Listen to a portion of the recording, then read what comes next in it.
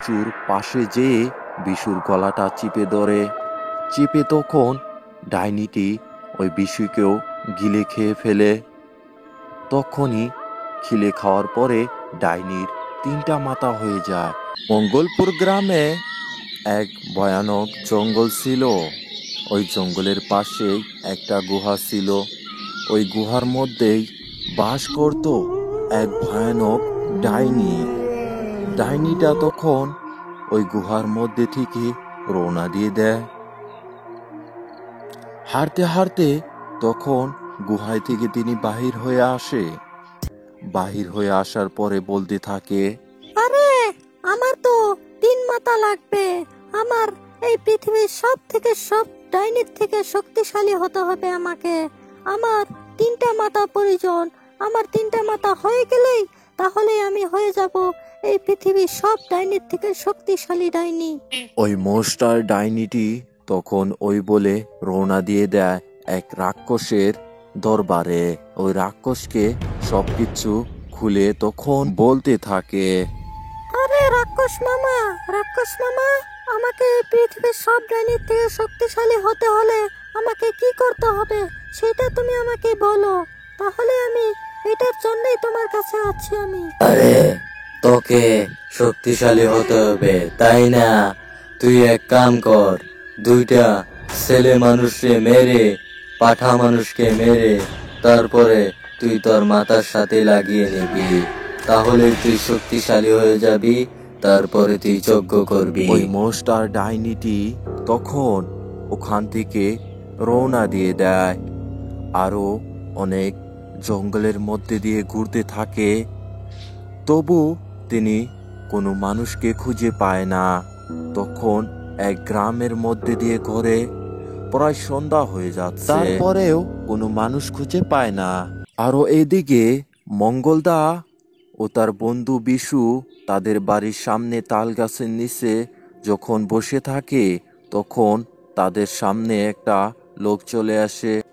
সেই তখনই জ্যৈষ্ঠী বৈশাখ মাসের জ্যৈষ্ঠী কাল বাতাস এলো কোত্থেকে যেন।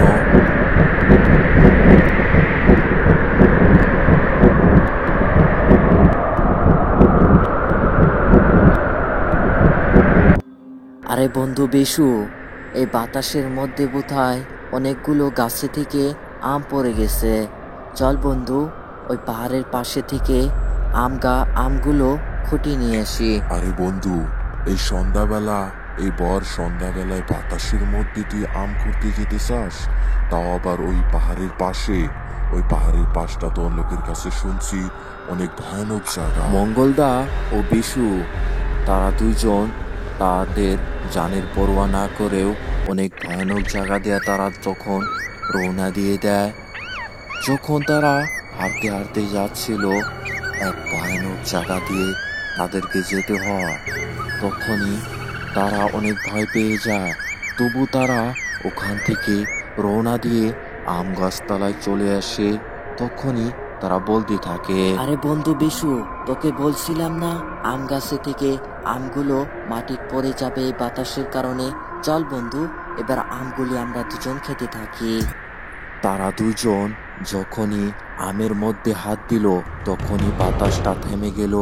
আর কোথায় থেকে যেন এক ডাইনি আসে তাদেরকে বলতে থাকে, আরে আমি পেয়ে গেছি 2টা ছেলে মানুষ আমি পেয়ে গেছি। তাদেরকে মেরে আমি আমার মাথার সাথে লাগিয়ে নিব। আরে তুমি সেই ডাইনি যার 3টা মাথা হয়ে গেলেই তুমি অনেক শক্তিশালী হয়ে যাবা।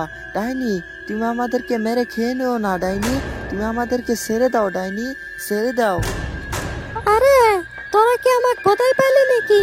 আমি হলাম মোস্টার ডাইনি। আমার হাত থেকে তোদেরকে কেউ বাঁচাতে পারবে না। তোদেরকে মেরে আমি অনেক শক্তিশালী হয়ে যাব আর আমার 3টা মাথা হয়ে যাবে। হা হা। তারপরে ডাইনিটি তখন মঙ্গলদার গলাটা ধরে চিপে তাকে তখন গিলে ফেলে। মঙ্গলদাকে গিলে খাওয়ার পরে তখন ডাইনির তখন 2টা মাথা হয়ে যায়। সেটা দেখে বিশু তখন অজ্ঞান হয়ে পড়ে যায়। আরো ডাইনি বলতে থাকে, আরে আরে এই তো হয়ে গেছে, আমার 2টা মাথা হয়ে গেছে। এবার ওকে গিলে খেয়ে নেব, তাই আমার 3টা মাথা হয়ে যাবে। হা হা হা হা। সেই তখনই ডাইনি বিশুর পাশে যেয়ে বিশুর গলাটা চিপে ধরে। চেপে তখন ডাইনিটি ওই বিশুকেও গিলে খেয়ে ফেলে। তখনই খিলে খাওয়ার পরে ডাইনির 3টা মাথা হয়ে যায়। তখন ডাইনি বলতে থাকে, আরে আরে, এই তো হয়ে গেছে আমার 3টা মাথা। এবার আমি যে আমার বাড়িতে যে আমি গুহার মধ্যে যে যজ্ঞ করি গা, তাই আমি অনেক শক্তিশালী হয়ে যাব। তখনই ডাইনি তার বাড়ি চলে যায়। ডাইনি তখন যজ্ঞ করার পরে কিরকম শক্তিশালী হয় সেটা দেখতে হলে দ্বিতীয় পার্টে অবশ্যই চ্যানেলটাকে সাবস্ক্রাইব করে রাখো। আর ভিডিওটাকে লাইক করতে কিন্তু অবশ্যই ভুলবা না, চ্যানেলটাকে সাবস্ক্রাইব করে দাও।